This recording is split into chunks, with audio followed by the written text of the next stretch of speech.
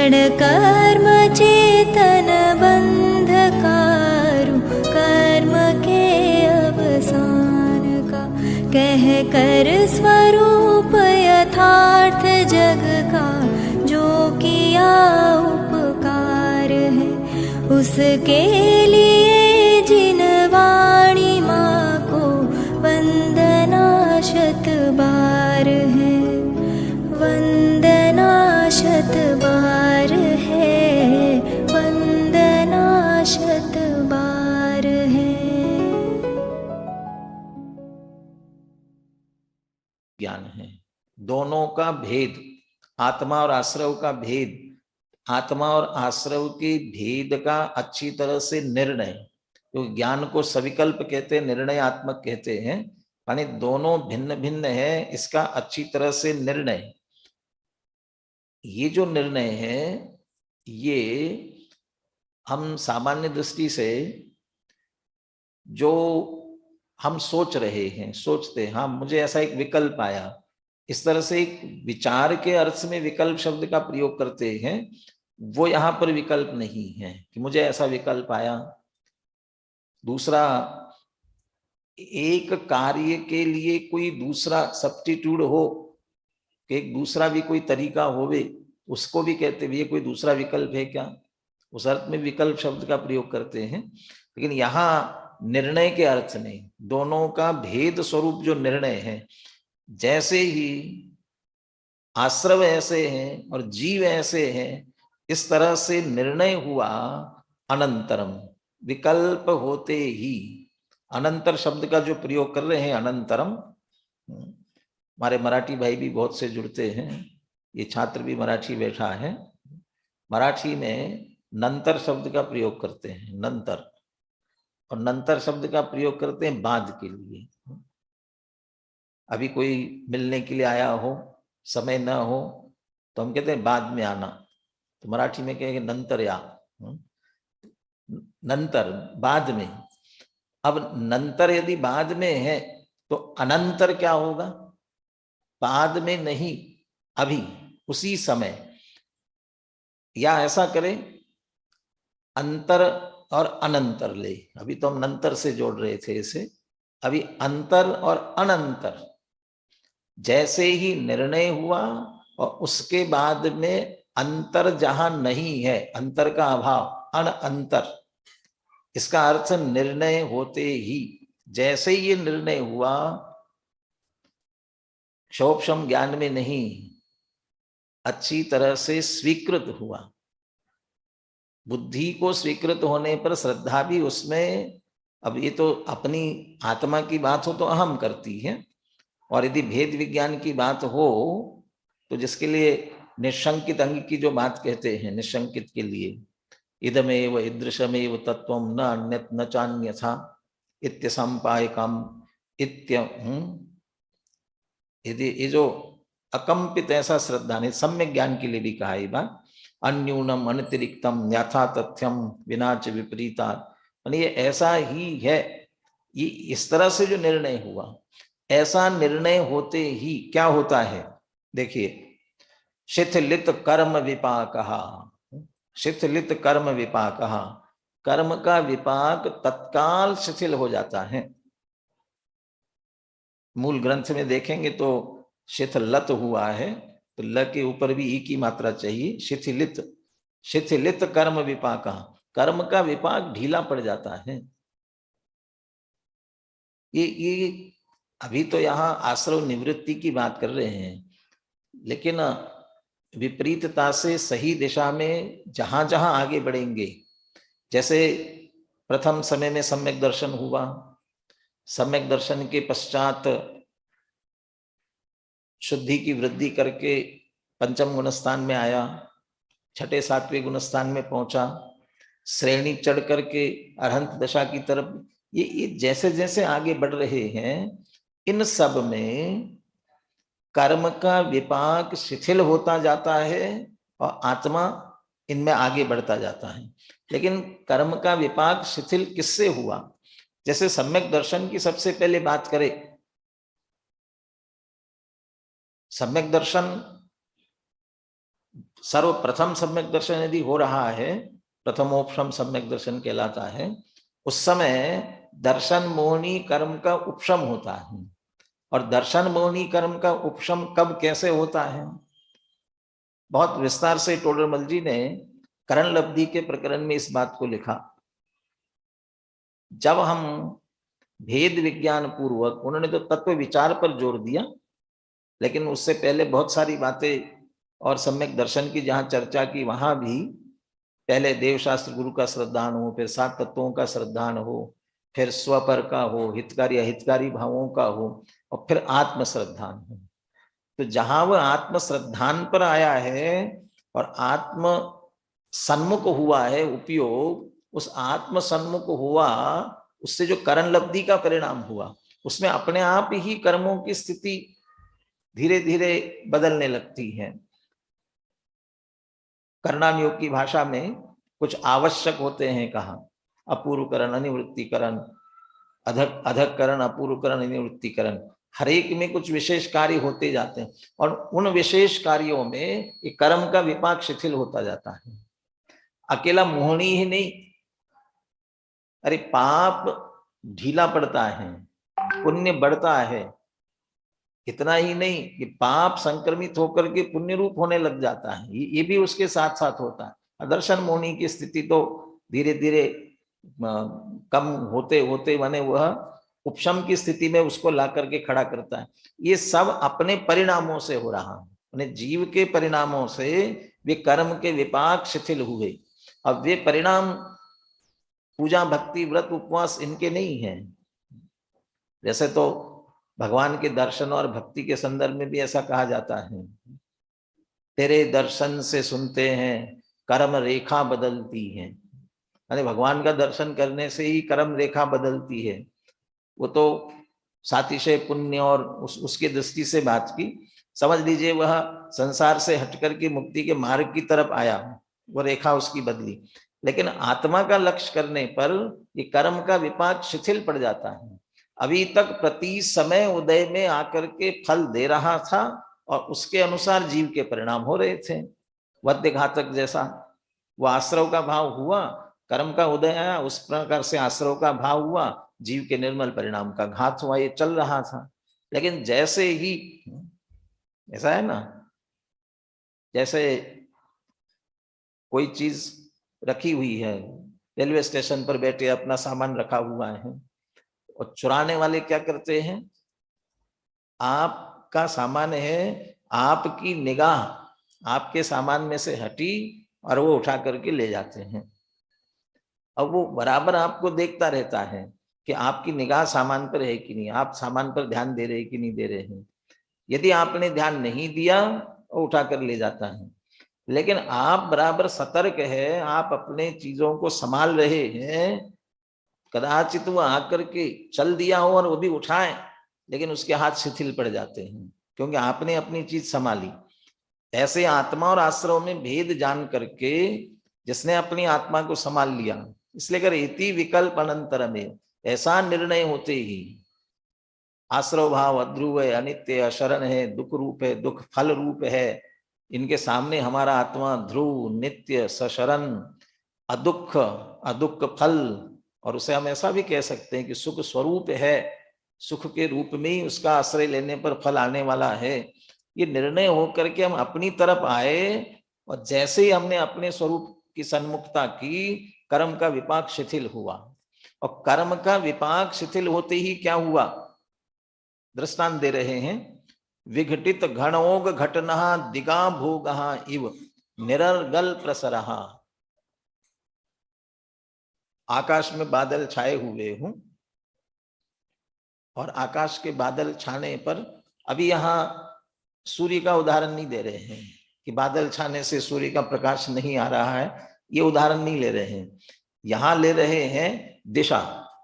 अभी हम पूरब की तरफ देखें और यदि बादल बरसात के दिन हो, कभी कभी ऐसे लगते हैं ना कि बादल बिल्कुल पर्वत पर उतर कर आ गए हों, तो अभी हम देखेंगे तो पूरब दिशा में कहां तक दिखेगी, के लिए यहां तक, ये तो बादल छा गए हैं।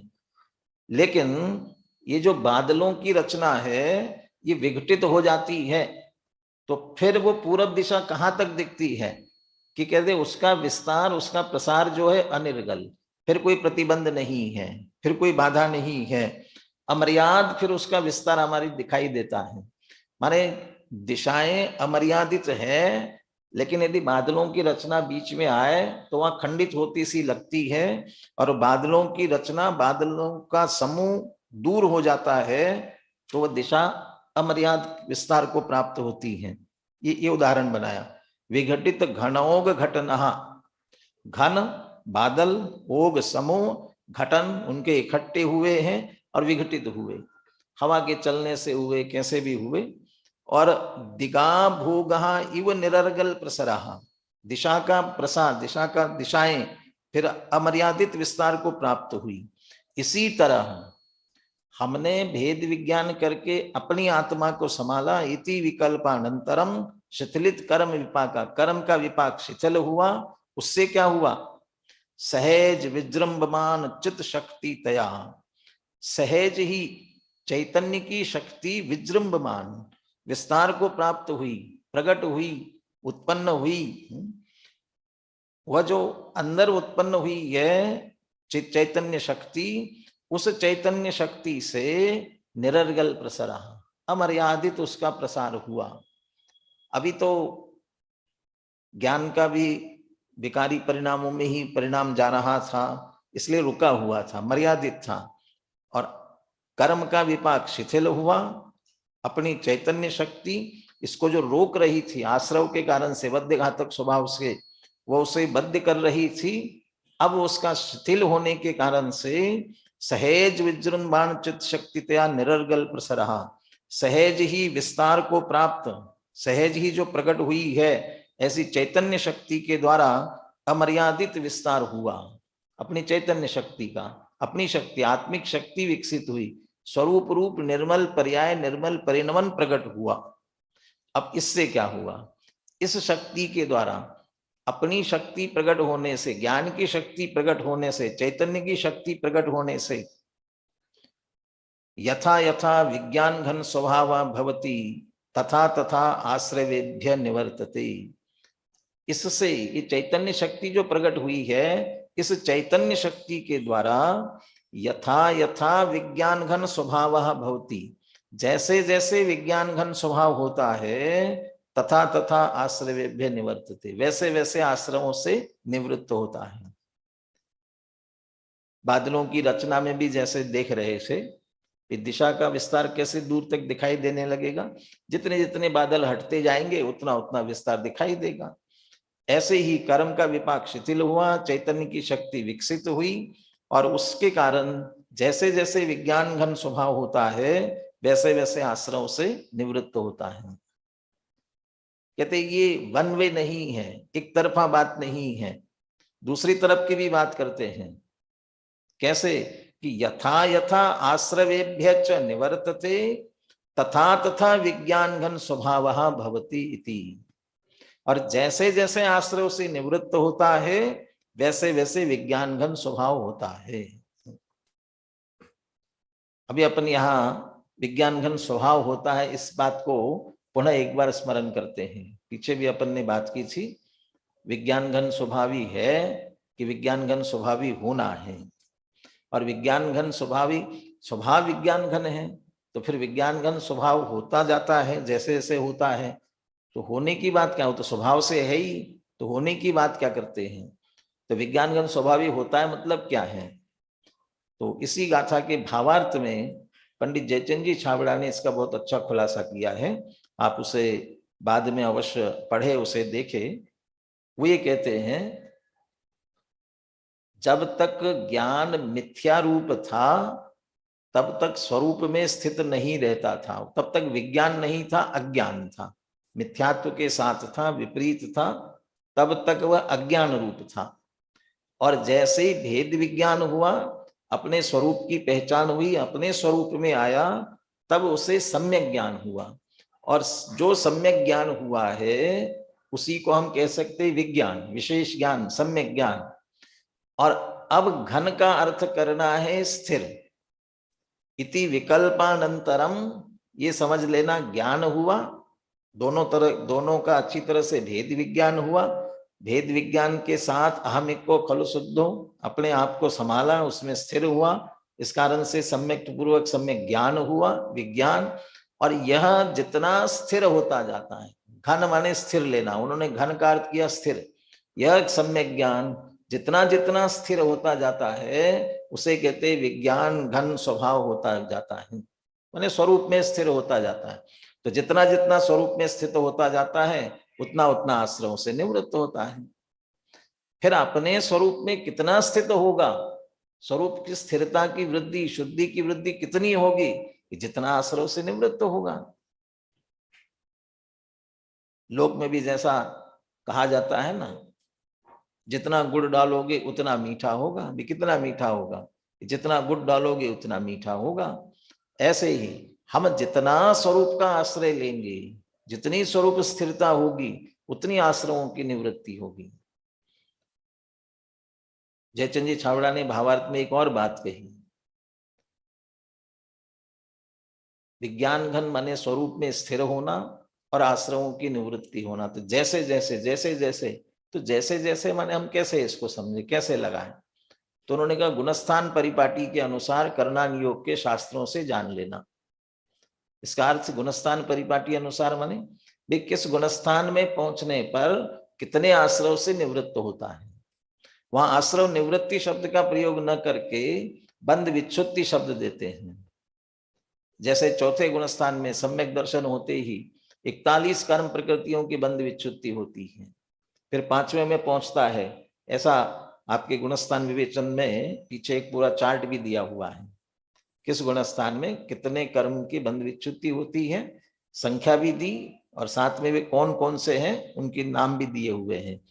वो करणान योग के ग्रंथों से जानने के लिए कहा। तो जितना स्थिर होगा उतने आश्रव से निवृत्त होगा। अब दूसरी तरफ से जितना आश्रव से निवृत्त हुआ उतना विज्ञान घन, ये उतना शब्द तो आगे प्रयोग कर रहे हैं, जितना उतना। चलिए उसको भी पढ़ लेते हैं कि उसके साथ साथ ही दोनों चर्चा एक साथ चलेगी। देखिए अगला, तावत विज्ञान घन स्वभाव भवति यावत सम्यक आश्रवेभ्य निवर्तते। उतना विज्ञान घन स्वभाव होता है जितना अच्छी तरह से आश्रयों से सम्यक आश्रवेभ्य निवर्तते। यहां संस्कृत में विशेष विशेषण में भाव किसके साथ जोड़ना वो समझना चाहिए।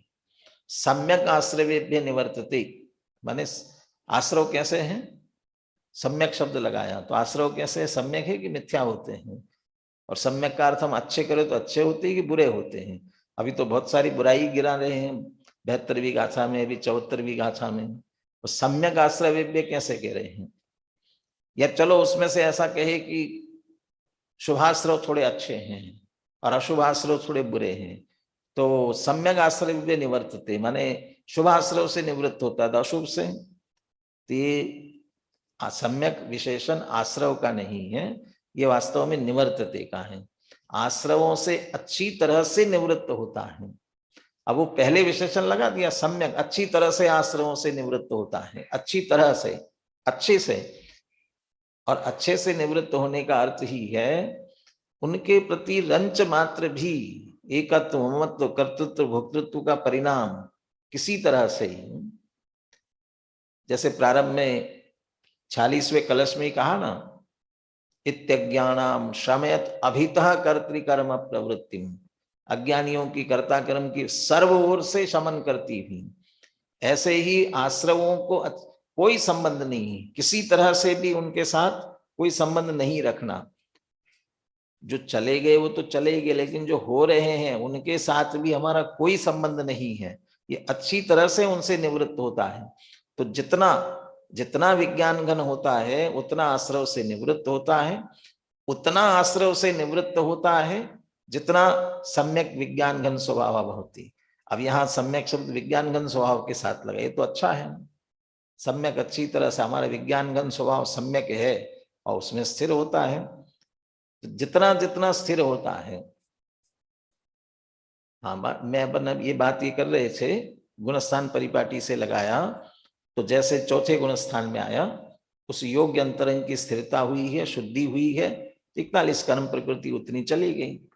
और फिर जब पंचम में पहुंचा तो उससे और चली गई, फिर ऊपर गया तो उतनी उतनी, जितनी जितनी स्थिरता बढ़ती जाएगी उतने उतने आश्रमों से निवृत्त होता चला जाता है। जैसे जैसे आगे बढ़ेगा वैसे वैसे जितना जितना होता जाएगा उतना उतना, ये दोनों दोनों बातें की। इसमें से एक और बात समझ लीजिए, यथा यथा यावत तावत, इनका प्रयोग किया। कोई बात की चर्चा स्वचतुष्टय से होती है, 4 चीजों से होती है। चतुष्टय द्रव्य, क्षेत्र, काल और भाव। अभी आपने क्षेत्र और भाव पर लगाया, यथा यथा यथा जैसे जैसे, ये भाववाची, और यावत तावत ये मात्रा है, इसलिए इसको हम क्षेत्रवाची कहें। ऐसा ही यदि द्रव्य और काल, द्रव्य और काल ये भी लगावे तो ये भी लगा सकते हैं। द्रव्य कैसे लगेगा कि द्रव्य का ये हम ऐसा प्रयोग कर सकते हैं, यथा यथा शब्द कह रहे ना, उसकी जगह यह आश्रवेभ्य निवर्तते, पहले पहले विज्ञान घन की बात करते हैं। यह विज्ञान घन स्वभाव भवति सह सह आश्रवेभ्य निवर्तते। जो जो विज्ञान घन स्वभावी होता है वह आश्रव से निवृत्त होता है, और जो जो आश्रव से निवृत्त होता है वह विज्ञान घन स्वभावी होता है, वह आत्मा, वह जीव। इसलिए वह कह करके वो द्रव्य पकड़ा। और कालवाची लगाएंगे तो यदा यदा विज्ञान घन स्वभाव भवति तदा तदा आश्रवेभ्य निवर्तते। वो तदा तदा की जगह ऐसा यदा यदा विज्ञान घन स्वभाव भवति तदैव आश्रवेभ्य निवर्तते। तो जब तब, जब होता है तभी, ये कालवाची, समय भेद नहीं है इसमें अंतर। ये समकालत्व यही तो कहना चाह रहे। देखिए ऊपर तो कहा कि दोनों का समकाल सिद्ध करते हैं, और कालवाची बात ही नहीं की, जैसे जैसे वैसे वैसे जितना जितना उतना उतना, ये बात कर रहे हैं, उसी में से समझ लेना। लेकिन ये बातें भी लगा सकते हैं, जो जो आश्रवों से, जो जो विज्ञान घन स्वभाव होता है वह आश्रव से निवृत्त होता है। जब जब विज्ञान घन स्वभाव होता है तब तब आश्रव से निवृत्त होता है, बल्कि तभी जब विज्ञान घन स्वभावी होगा उसी समय। लोक में कहा जाता है ना, अभी अभी यहाँ दुख फल कर्मों आश्रवों को दुख फल कहा, और कैसे दुख के फल के रूप में कैसे सिद्ध किया। भी अभी हमने आश्रव का परिणाम किया और उसके कारण से कर्म आए, कर्म आ तो गए, जो कर्म आ गए वह भी फल देते हैं क्या? अभी फल नहीं देते हैं। आयत्याम, भविष्य में देंगे, बाद में, माने अभी कर्म अभी किया और फल कब देंगे? बाद में। इसका मतलब कर्म उधार है, अभी हाल नहीं मिलेगा। और धर्म, ये धर्म नगद है, माने अभी किया तो उसका फल भी अभी मिलता है। और धर्म के संदर्भ में तो ये कहते हैं, यदि आपको धर्म का फल अभी नहीं मिला है तो फिर कभी नहीं मिलेगा। अभी हुआ, हाँ, उसके कारण से पुण्य बंदा वो पुण्याश्रव हुआ और उसका फल मिलेगा, वो बात की बात है। लेकिन जो अतीन्द्रिय आनंद अभी प्रकट हुआ है वह फल तो तत्काल ही मिलता है, उसमें फेर फेर नहीं पड़ता है। इसलिए जब जब विज्ञान घन स्वभाव हुआ उसी समय आश्रव से निवृत्त हुआ। तो कालवाची बात भी यहाँ लगा सकते हैं। इस तरह चारों की बातें इसमें लगाई जा सकती हैं। अभी हम तावत तावत की जो बात कर रहे थे, इसे दोनों तरफ से, तावत विज्ञान घन स्वभाव भवति यावत सम्यक आश्रवेभ्य निवर्तते, तावत आश्रवेभ्य निवर्तते यावत सम्यक विज्ञान घन स्वभाव भवति। अपनी स्वरूप स्थिरता कितनी होगी? चौथे गुणस्थानवर्ती अपने स्वरूप में बहुत बार, माने बीच में बहुत लंबा गैप होकर के स्थिर हो पाता है, बहुत गैप पड़ता है बीच में। और जब भी स्थिर होता है बहुत अल्प काल के लिए स्थिर होता है, बहुत अधिक काल स्थिर नहीं हो पाता है। अब पंचम गुण स्थान में आया तो फिर थोड़ा बार बार आने लगता है। आत्मानुभव, आत्मा की अनुभूति, स्थिरता बार बार होती है, और आने के बाद फिर अधिक देर तक बढ़ती है। और फिर छठे सातवें गुण स्थान में पहुंचते मुनि बन जाते हैं, तब फिर हर अंतर मुहूर्त में आत्मलीन होते हैं, और आत्मलीन होने पर उसकी स्थिरता भी बढ़ती है। और फिर जब श्रेणी चढ़ने लगते हैं तब तो लगातार ही है, फिर तो बार बार होने की बात ही नहीं, फिर तो स्थिर हुए, स्थिरता बनी रही और वो वृद्धि होती जा रही है। तो लगातार, इसका अर्थ जितना विज्ञान घन स्वभाव हुआ, जितना स्थिर हुआ, उतना आश्रव से निवृत्त हुआ। अब उतना आश्रव से निवृत्त हुआ जितना विज्ञान घन स्वभाव हुआ। चौथे गुण स्थान में अनंतानुबंधी वाला आश्रव गया है, इसलिए उतने आश्रव से निवृत्ति हुई है, उतनी ही स्थिरता होगी। पांचवें गुण स्थान में पहुंचा है तो दो कषाय चौकड़ी का अभाव हुआ है, उतनी स्थिरता हो रही है। छठे सातवें गुण स्थान में तीन कषाय चौकड़ी का अभाव हुआ, इसलिए स्थिरता और बढ़ी। और संज्वलन के भी फिर क्रोध मान माया धीरे धीरे अभाव करने लग गए, तो स्थिरता और बढ़ती गई। और सारे ही आश्रमों का अभाव हुआ तो क्या हुआ? पूरी तरह से स्वरूप में स्थिर हुआ। इसका मतलब परिपूर्ण वीतरागी हुआ, अनंत चतुष्टय को प्राप्त हुआ। ये स्थिति, और इसी बात को कह रहे हैं इति ज्ञान आश्रव निवृत्त्यो समकालत्वम। ये ज्ञान का और आश्रव निवृत्ति का इस तरह से समकालपना है। और ज्ञान का अर्थ अभी तो ये लेते हैं अकेला भेद जानना नहीं, विज्ञान घन स्वभाव होना, अर्थात वो भेद जान करके अपने स्वरूप में स्थिर होना। विज्ञान घन, भेद विज्ञान, और अब अपने स्वरूप में स्थिर होते जाना। तो स्वरूप की स्थिरता की वृद्धि जैसी जैसी होती जाती है, वैसे वैसे आश्रव से निवृत्त होता है। ये इस बात को लेकर के ये समकाल्पना कहना चाहते हैं। और इतनी बातें सब कह करके आश्रव से भेद विज्ञान कराना चाहते हैं। आश्रव से भिन्न अपनी आत्मा का लक्ष्य करते हैं, तो सहजी स्वरूप में आते हैं, तो कर्ता कर्म संबंधी अपने अज्ञान भाव नहीं रहता है, उसकी निवृत्ति होती है। इसके लिए सारी चर्चा कर रहे हैं। ये 74वीं गाथा की चर्चा यहाँ पूर्ण होती है। अब अपन 48वां कलश, अगला मेरे पास नहीं दिया, इसका बना लिया होगा तो इसमें ले लीजिए ऊपर। मैं ग्रंथ से पढ़ता हूं। अभी भी सुनील जी जुड़ पाए क्या? जुड़े हैं? अभी मैं पहले पढ़ लेता हूं, बाद में अपन सुनील जी से पाठ सुनेंगे इसका। 48वां कलश, अभी जो प्रकरण हुआ उस प्रकरण के उपसंहार के रूप में ये कलश कहते हैं। और ये कलश जो है ये पीछे के विषय का उपसंहार करती है और आगे की गाथा की सूचना भी देती है। आगे की गाथा में क्या विषय आने वाला है उसकी सूचना भी देती है। इत्येवं विरचय्य सम्प्रति पर द्रव्यान् निवृत्तिं परां स्वं विज्ञान घन स्वभावमभयादास्ते गुणवाणः परम् अज्ञानोत्थित कर्तृकर्म कलनात् क्लेशान् निवृत्तः स्वयं ज्ञानी भूत इतश्चकास्ति जगतः साक्षी पुराणः पुमान्। इत्येवं, इत्येवं जो शब्द है ये पीछे समझ लो 69वीं गाथा से।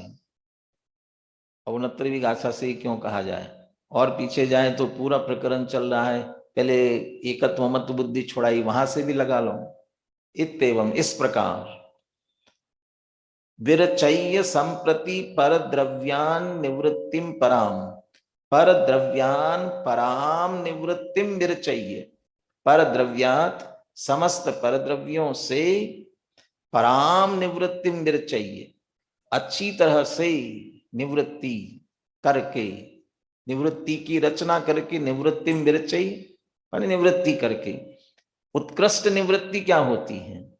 उत्कृष्ट निवृत्ति, उत्कृष्ट निवृत्ति तब होती है जब कोई संबंध नहीं रहे किसी तरह से। इसलिए पराम निवृत्तिम विरचय्य, किससे? पर द्रव्यों से। अभी तो बात चल रही है आत्मा और आश्रव के भेद विज्ञान की, और यहाँ पर द्रव्यों से निवृत्ति की बात कर रहे हैं। दो बातें इसमें से, पर द्रव्यों से निवृत्ति की बात इसलिए कर रहे हैं, पर द्रव्य के लक्ष्य से ही पहले ये कह सकते हैं हम, आश्रव से भेद विज्ञान किया, आश्रव से उत्कृष्ट निवृत्ति की है, और उसमें परद्रव्य से निवृत्ति कह रहे हैं। इसका मतलब आश्रव भावों को भी परद्रव्य कहना चाहते हैं, क्योंकि जीवाजीव अधिकार में कहा ही दिया, वर्णादि राग आदि ये सभी भाव जो है भोगल नव परिणाम निपन्ना पुद्गल द्रव्य के परिणाम है, इसलिए उन आश्रव भावों से निवृत्ति हुई है तो वे भी सब परद्रव्य में शामिल हैं। और दूसरा, वे आश्रव भाव हो किससे रहे थे, किसका लक्ष्य करने से हो रहे थे, ये परद्रव्यों का लक्ष्य करने से हो रहे थे। इसलिए परद्रव्यों का लक्ष्य हटा, परद्रव्यों से निवृत्त हुआ तो आश्रव से निवृत्ति हुई है। दूसरी तरफ से ऐसा लेवे, हम उन परद्रव्यों से जुड़ते हैं तो किससे जुड़ते हैं, तेरा मेरा ये मोह, इससे जुड़ते हैं, मेरा है तेरा है ये मोह से जुड़ते हैं, या अच्छा है बुरा है राग द्वेष, इनसे जुड़ते हैं परद्रव्यों से।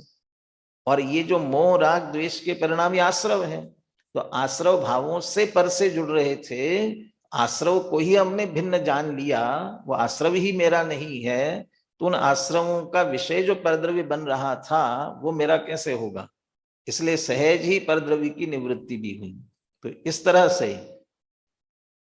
पराम परद्रव्य निवृत्तिम विरचय्य, और कब करना, संप्रति, अभी, जैसे ही भिन्नता हुई वैसे ही। 34-35 गाथा में ज्ञान ही प्रत्याख्यान कहा है ना, उसमें दृष्टांत दिया, कोई धोबी के यहां से गलती से दूसरे का वस्त्र ला करके और अपना समझ करके ओढ़कर सो रहा है, और जिसका है वह आकर के अपने चिन्ह बता करके कहता है तुम्हारा नहीं मेरा वस्त्र है। हम भी उसे देख लेते हैं कि हाँ भैया ये तो मेरा चिन्ह तो नहीं है, दूसरे का चिन्ह है, और ऐसा जानते ही क्या कर देते हैं, तत्काल उसे दे देते हैं। सज्जन पुरुष तो यही करते हैं, दुर्जन हो तो अलग बात है, लेकिन तत्काल दे देते हैं जानते ही। ऐसे ही जब हमें ख्याल आया कि आश्रव भाव ऐसे है, तो उनसे निवृत्ति क्यों नहीं करेंगे, ये पर है तो उनकी निवृत्ति क्यों नहीं करेंगे, कि संप्रति, तत्काल, तो तत्काल ही निवृत्ति की। पर से निवृत्ति तब तक सार्थक नहीं होती है, स्थिर नहीं होती है, शाश्वत नहीं होती है, टिकाऊ नहीं होती है, जब तक कहीं प्रवृत्ति ना हो। तो यहां से निवृत्ति की, आप प्रवृत्ति कहाँ कर रहे हैं, सम विज्ञान घन स्वभावम अभयात आस्तिग्नुवाण परम, वहां से निवृत्ति हुई परद्रव्यों से, और स्वम, परम शब्द भी यहां लगा लीजिए, परम अपना जो उत्कृष्ट, क्या कि विज्ञान घन स्वभाव, स्वयं का जो विज्ञान घन स्वभाव उत्कृष्ट है, उस स्वभाव में अभयात आस्तिग्नुवाण, निर्भयता से। अब 3 अर्थ किए आस्तिग्नुवाण के, 3 अर्थ किए, निर्भयता से आरूढ़ होता हुआ, दूसरा अर्थ किया निर्भयता से विज्ञान घन, अभयात निर्भयता से उसका आश्रय करता हुआ, और तीसरा अर्थ किया आस्तिक्य भाव को प्राप्त होता, आस्तिग्नुवाण, निर्भयता से आस्तिक्य भाव को प्राप्त होता हुआ। अभी तो क्रोध में हूं, रागी हूं, द्वेषी हूं, इनमें मैं पना रहा था, अभी अच्छी तरह से ख्याल में ये अपने नहीं है, तो क्या निर्णय हुआ, मैं विज्ञान घन स्वभावी हूं, तो मैं विज्ञान घन स्वभावी हूं, यही मेरी अस्थि है, ये आस्तिक्य भाव, ये आस्तिग्नुवाण, ये आस्तिक्य भाव हुआ। यहाँ पहले विद्यालय के जो शिविर अगस्त में लगता है ना, महाविद्यालय का शिविर होता है, विद्यालय के प्रारंभ से ही लग रहा है। प्रारंभ में पंडित लालचंद भाई आते थे, लालचंद भाई मोदी, उनका एक वाक्य था, करना गया, होना गया, हूं रह गया। करने की बात ही नहीं है, होना भी नहीं है, तो है क्या, ऐसा ही हूं, ये स्वीकार करना है, ये आस्तिक्य भाव, ऐसा ही है। बहुत सारी 2-3 बातें याद आ रही है, गुरुदेव की बात भी याद आ रही है, हमारी हालत कब सुधरेगी, ये जो हमें विज्ञान घन स्वभाव अहम इको खलु शुद्धो निम्मो नानदंसन समग्गो, ये जो अपना स्वरूप कहा है, ये स्वरूप कहा, ऐसा तुम्हें भाषित होता है कि नहीं? यदि तुम इसे हाँ करते हो, तो उनके उनके शब्द ऐसे थे, हाँ पाड़ से तो लत लाग से, हाँ कहोगे तो उसकी लत लगेगी, लत लाग से तो हालत सुधर से, लत लगेगी तो फिर तुम्हारी हालत सुधरेगी, और ना पाड़ से तो ना करोगे तो नरक निगोद जाओ पड़ से, फिर नरक निगोद जाना पड़ेगा। तो हाँ ऐसा ही है, आस्तिक नो आना, ये आस्तिक के भाव। सम्यक दर्शन की अनेक परिभाषाओं में एक परिभाषा ये भी बताई कही जाती है, अस्थि की मस्ती उसका नाम सम्यक दर्शन। अस्थि की मस्ती, तो अस्थि की मस्ती माने मेरे पास धन संपत्ति बहुत है, इसकी मैं बहुत गोरा, मैंने बहुत सुंदर रूपवान हूं, अरे इसकी नहीं, विज्ञान घन आस्तिग्नवाना, मैं विज्ञान घन स्वभावी हूं, ये आस्तिग्नवाना। और ये कब होगा? पर द्रव्यान पराम निवृत्ति मिर्चे, जब पर द्रव्य से अच्छी तरह से निवृत्त होगा, उधर से निवृत्त होगा, तब विज्ञान घन स्वभाव में आरूढ़ होता हुआ, विज्ञान घन स्वभाव का आश्रय लेता हुआ, मैं विज्ञान घन स्वभावी ही हूं, ऐसे आस्तिक के भाव में स्थिर होता हुआ, इसका फल क्या निकला? अज्ञानोत्थित कर्तृ कर्म कलनात् क्लेशात् निवृत्त स्वयं, करना नहीं पड़ा, स्वयं ही क्या हुआ? अज्ञान से जो कर्ता कर्म के अभ्यास, अनादि का अभ्यास पड़ा था, कर्ता कर्म कलनात्, कर्ता कर्म का अनादि का जो अभ्यास पड़ा था, और उस अभ्यास से, उस मान्यता से, वह बैड प्रैक्टिस कहते हैं ना, उल्टी मान्यता, उसके कारण से क्लेश, दुखी था, तो क्लेशात निवृत्त स्वयं, स्वयं भी निवृत्त हुआ, वे अपनी चीज अपने ग्रहण कर ली, उसमें स्थिर हो गए, तो कोई क्लेश नहीं रहा। तो अज्ञान से उत्पन्न कर्ता कर्म के कारण से जो क्लेश हो रहा था, उससे स्वयं भी निवृत्त हुआ, क्लेशात निवृत्त स्वयं। और ऐसा होने के कारण से ज्ञानी भूत इतश्चकास्ति जगतः साक्षी पुराण पुमान।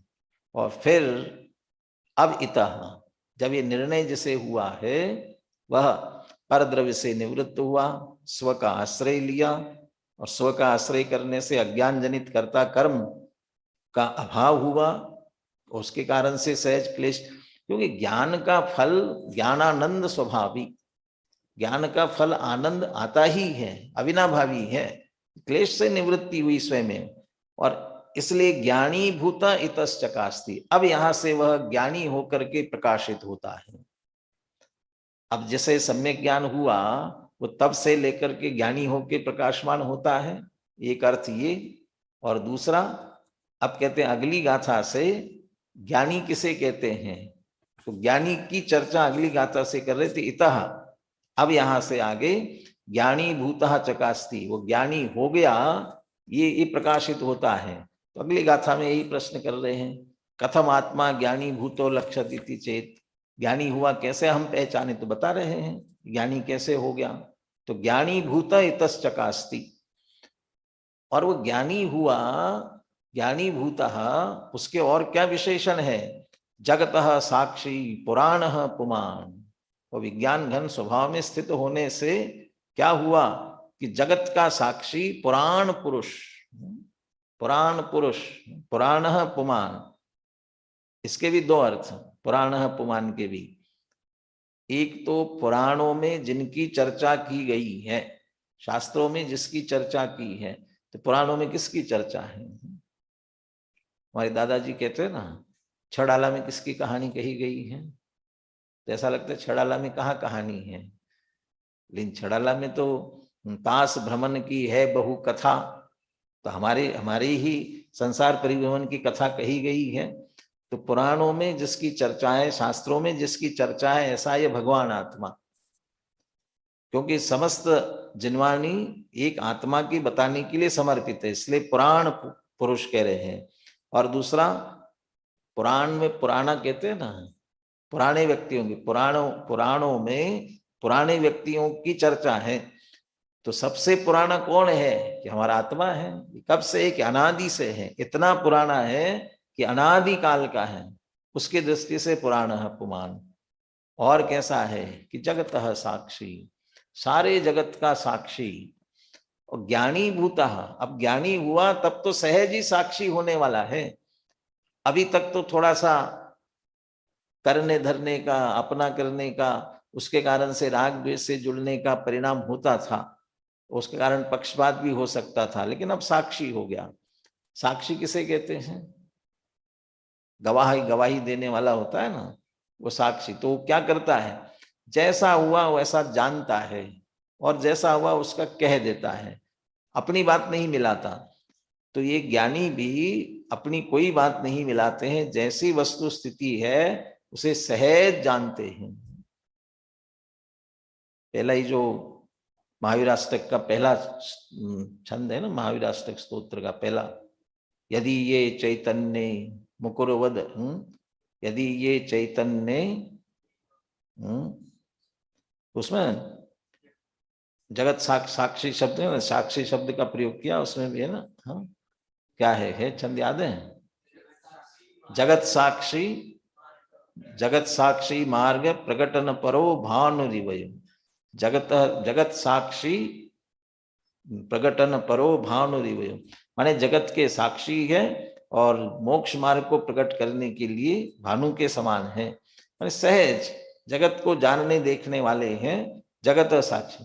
सम्यक दृष्टि ज्ञानी भी अब उलझता नहीं है, तेरा मेरा भूमिका अनुसार आएगा राग द्वेष, लेकिन अनंतानुबंधी इत्यादि जो परिणाम है, इस अपेक्षा से वह भी जगत का साक्षी हुआ, ज्ञानी हुआ। ज्ञानी होकर के अब यहाँ से प्रकाशमान होता है। तो इस तरह से अभी तक का जो प्रकरण था उसके उपसंहार के रूप में इस कलश की चर्चा हुई। अब हम सुनील जी से पुनः एक बार कलश और पद्यानुवाद को सुनते हैं।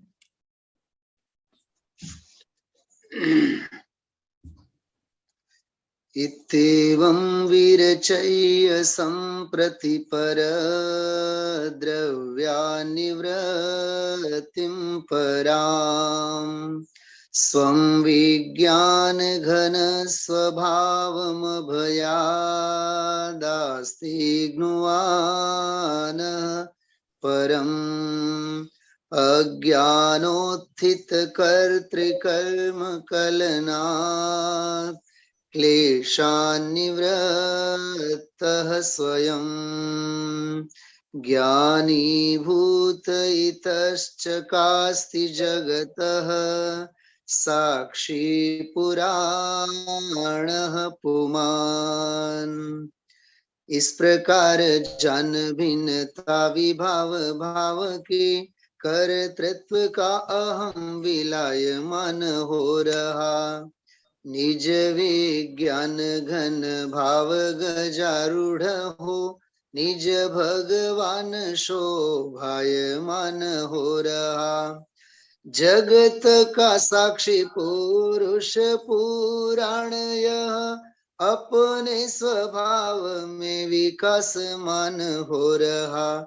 अहो सद ज्ञानवंत दृष्टिवंत यह पुमान, जगमग ज्योतिमय प्रकाशमान हो रहा, जगमग ज्योतिमय प्रकाशमान हो रहा।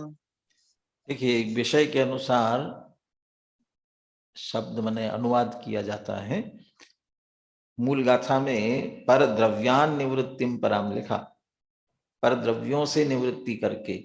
इन प्रकरण आश्रव और आत्मा में भेद विज्ञान का चल रहा है ना, तो इस प्रकार जान भिन्नता विभाव भाव की, और विभाव भाव को यहाँ पर द्रव्य कह दिया। दूसरा, अज्ञानोत्थित कर्तृकर्म कलना, अज्ञान से उत्पन्न कर्ता कर्म का जो अभ्यास और उसके कारण क्लेश। लेकिन मैं करता, ये अहंकार, उसके लिए दिया कर्तृत्व का अहम विलीयमान हो रहा। माने कर्तृत्व बुद्धि तो गई गई, उसके साथ मैं करता ऐसा जो अहम था, अहम बुद्धि भी चली गई, एकत्व बुद्धि भी चली गई। विज्ञान घन स्वभावम अभयात आस्तिग्नुवाना, ये अभय शब्द कहाँ जुड़ता है पता है? पहली गाथा की टीका में, निशंकतया, ज्ञान अपना तादात्म्य सिद्ध संबंध वाला है, स्वभाव है, निषेध नहीं किया गया है, इसलिए निशंक प्रवर्तन करता है अपने ज्ञान में। तो निशंक करता है माने निर्भय, निशंका निभया होती, जो निशंक होता है वो निर्भय होता है। इसलिए मेरा स्वभाव है, तो अपने घर में आने में, स्वयं के घर में आने में क्या भय लगता है, क्या भय है? हाँ भय तो लगेगा, कोई बालक गलती करके आया हो तो और वापस घर जाने में अब डांट पड़ेगी, तब तो डरते डरते जाता है, गलती करेगा तो भय है, लेकिन सारी गलती छोड़ चुका, आश्रव भावों की निवृत्ति कर दी है, अब विज्ञानगन स्वभाव में आ रहा है तो अभयात। और विज्ञानगन स्वभाव में आरूढ़ होता हुआ, तो आरूढ़ शब्द है इसलिए पद्यानुवाद में गजारूढ़ कह दिया। विज्ञान घन स्वभाव हमारा हाथी जैसा है, और हाथी पर आरूढ़ होना एक विशेष शोभा की बात होती है, एक बहुमान की बात होती है। इसलिए विज्ञान घन भाव रूपी गजारूढ़ होकर के ये जगत का साक्षी पुरुष पुराण अपने स्वभाव में विकासमान हो रहा है और जगमग ज्योति में प्रकाशवान हो रहा है। और वो कैसे ज्ञानी हुआ, प्रकाशित हुआ, इसकी चर्चा 75वीं गाथा में आएगी। कल अपन 75वीं गाथा टीका सहित पूरी करेंगे, कल इसकी अपन आगे चर्चा करते हैं।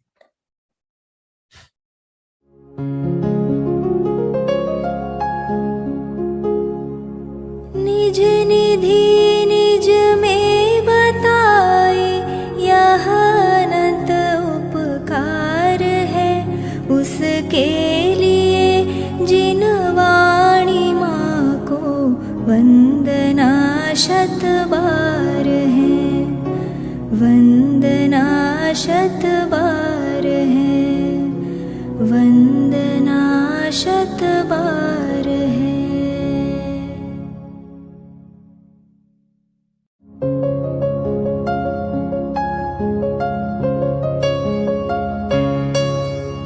हे जिन वाणी भारती तो ही जपो दिन रैन, जो तेरी शरणा गहे सो पावे सुख चैन।